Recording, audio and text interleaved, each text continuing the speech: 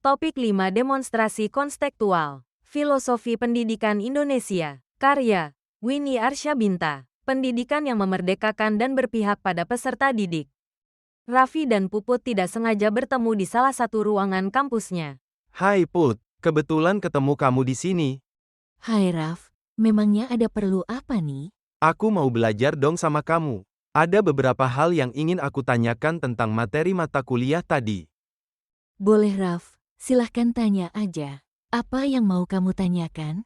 Aku mau tanya tentang pendidikan yang memerdekakan dan berpihak pada peserta didik itu bagaimana sih?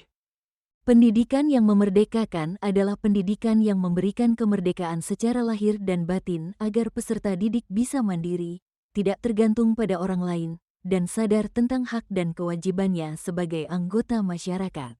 Sehingga nantinya dapat berpartisipasi dan berkontribusi dalam masyarakatnya. Lalu, bagaimana dengan pendidikan yang berpihak pada peserta didik itu? Pendidikan yang bertujuan membuat setiap peserta didik belajar tanpa paksaan, sesuai dengan cita-cita dan harapan hidupnya. Cara belajarnya juga yang nyaman dan sesuai dengan dirinya, agar mereka dapat hidup mandiri dan merdeka dari tekanan, serta dapat memberikan kontribusi bagi masyarakat sesuai dengan kodrat dan jati dirinya.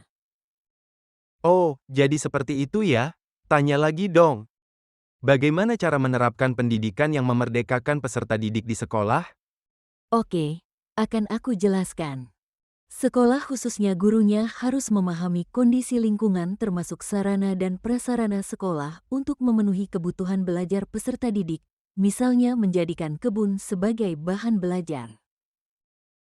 Setiap siswa berhak menentukan tujuan dan cara belajarnya sendiri. Tidak ada peraturan sekolah, tetapi adanya peraturan yang disusun atas kesepakatan bersama. Fungsi sekolah hanya sebagai penghubung dan fasilitator yang menghubungkan peserta didik dengan dunia nyata. Apakah kamu sudah paham? Apakah ada yang ingin kamu tanyakan lagi? Dari penjelasanmu aku sudah jadi paham. Tapi, ada yang ingin aku tanyakan lagi. Apa sajakah tantangan yang dihadapi dalam menerapkan pendidikan yang memerdekakan dan berpihak pada peserta didik?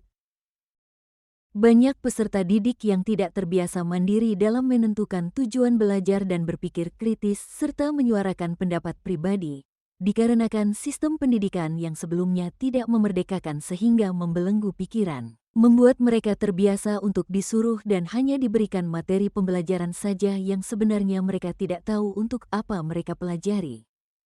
Lalu apa lagi?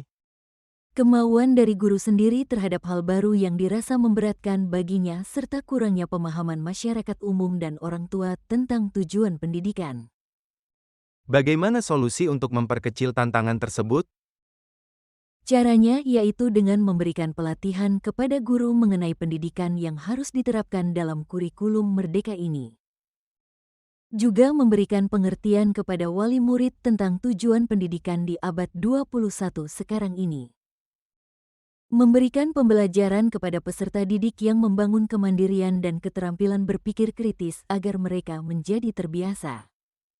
Oh begitu, sekarang aku menjadi paham tentang pendidikan yang memerdekakan dan berpihak pada peserta didik. Apakah masih ada yang ditanyakan lagi? Tidak, terima kasih ya atas penjelasannya. Iya, sama-sama. Raffi dan Puput bergegas pulang ke rumah. Sekian dan terima kasih.